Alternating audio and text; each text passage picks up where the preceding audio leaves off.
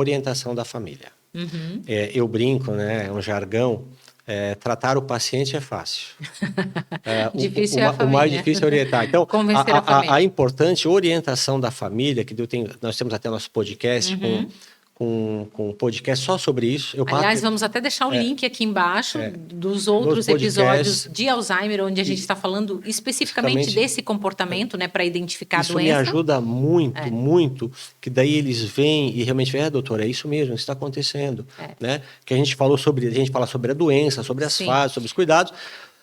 Isso ajuda. Agora, vamos lá. Aí quem está cuidando, quais são os problemas? Exatamente. Tá? Então, eu vou enumerar para ti. Vamos começar pelo primeiro, tá? Que são vários, né? E principalmente naquelas famílias aonde não há uma divisão de responsabilidade. Não tem, vamos dizer, escalas de trabalho, né? Ou também aquele cuidador que a família contrata, vamos dizer, paga relativamente bem. Vamos lá, vou chutar um valor aí a pessoa, não, eu dou conta sozinho. Dá 3, 4 meses, a pessoa já não está mais aguentando. É que nem, eu repito, uma mãe cuidar da criança 3, 4 meses direto, né? Sem suporte. Então, aí vem a primeira causa, o cansaço é físico. Tá aqui, né? E quais são aqui? Físico, cansaço, dores crônicas. Por que dores crônicas? Muitas vezes tem que puxar o idoso da cadeira de rodas, da cama, né? Ele tem que suspender o idoso, né? Falta de sono, porque muitas vezes o idoso acorda de noite, né? E a pessoa que está cuidando, se é um bom cuidador, vai acordar junto. Né? Tem idosos que acordam de noite, por exemplo, eu já vi 3 da manhã para fazer o café da manhã. Meu Deus. Perde a noção do tempo. Perde a noção do tempo. Às vezes não sabe onde é que está. Em vez de ir para o banheiro, vai para o quarto. Teve um caso muito interessante que o idoso, era uma idosa, ela acordou de noite para comer, ela foi comer macarrão. Só que ela abriu o pacote e comeu o macarrão cru. Nossa. 3 da manhã. Meu Deus. Então, esses são os pequenos exemplos que tem. E aí o cuidador tem que levantar para auxiliar. Justamente. Enfim, então, fisicamente, é o primeiro cansaço. Quando eu falo isso, o pessoal lembrar, é naquelas famílias onde não há, vamos dizer, uma ajuda familiar, onde um só cuida, poucos auxiliam e sobra mais para um. Primeiro cansaço, então, o físico. E aí, o que a pessoa pode fazer, doutor, para melhorar essa questão do físico? A primeira coisa que ela tem que fazer, claro, fala aqui, ó, o suporte familiar. Né? A ajuda e o apoio da família podem reduzir a sobrecarga e o estresse. Não adianta, tem que reduzir a sobrecarga desse cuidador. Tem famílias que eu falo assim, olha, cuida bem desse cuidador, porque vai chegar uma hora que ele vai pifar. E se ele pifar, vai sobrar para vocês. Aí que a família começa a pensar, né? Aí tem que cuidar daquela... Normalmente é filha, tá? Normalmente é mulheres que cuidam. Existem casos também que é interessante. Olha, o idoso mora naquela casa, tá bom. Então, essa casa vai ficar para você, mas você cuida do pai até ele morrer. Cuidar sozinha, não dá para deixar sozinho. Né?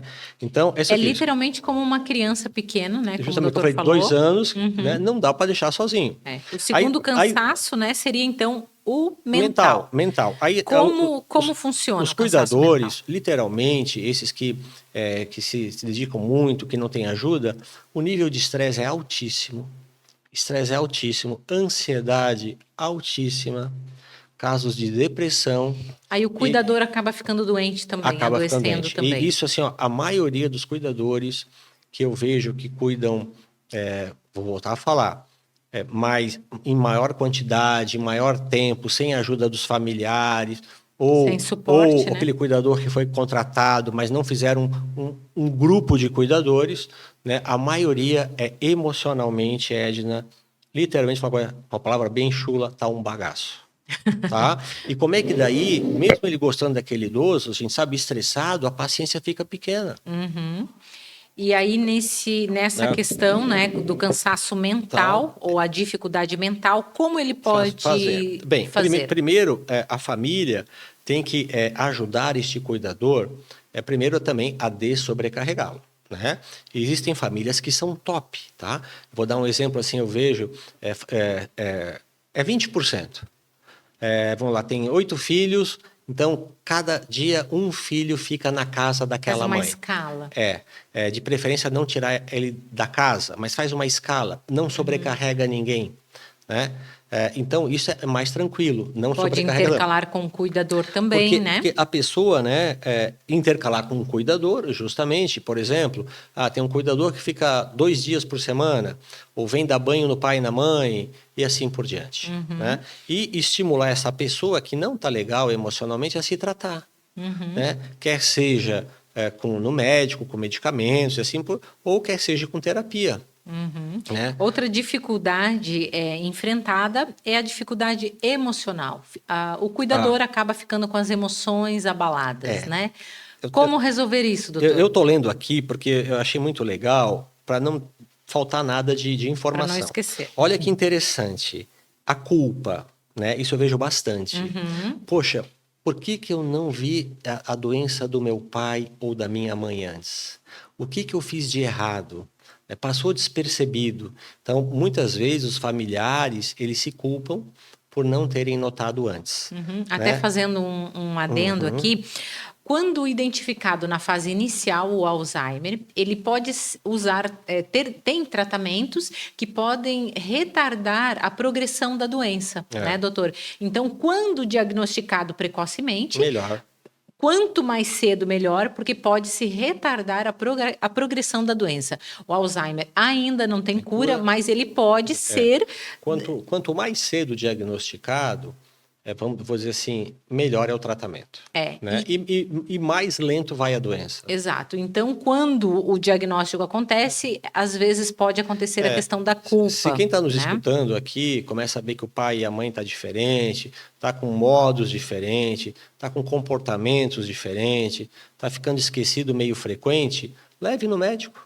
Né? Para o médico pelo menos ver e avaliar se é ou não é. E na questão da culpa, doutor, eu acho que também acontece muito quem acaba optando em asilar o pai ou a mãe com Alzheimer, também se culpa muito, né? Por estar... um drama. Eu estou abandonando meu pai, estou abandonando a minha mãe. Aí eu falo para o pessoal, né? Asilar não é sinônimo de abandonar. Pelo contrário, né? Porque assim, a maior parte dos idosos que são asilados são idosos já na fase moderada e principalmente na fase avançada. É aquele que realmente dá muito trabalho, né? Então, esse que está na fase avançada, ele dá trabalho o tempo todo. Realmente requer muito cuidado do cuidador. Porque imagina quando o cuidador é um familiar e esse familiar precisa trabalhar durante o dia, aí não tem uma noite adequada de sono. Né? Você quer ver aqui outro? Acabei de falar agora. Ó. Tristeza, né? Porque a gente vê aquele ente querido, vamos dizer, involuindo, né? A diferença do paciente com Alzheimer para uma criança, eu brinco, eles são parecidos.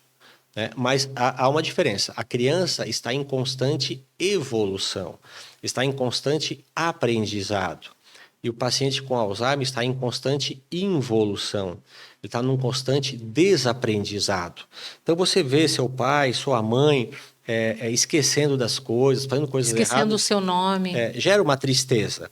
E aqui também fala, olha só que interessante, que você falou ali antes, dificuldade em lidar com a progressão da doença. Né?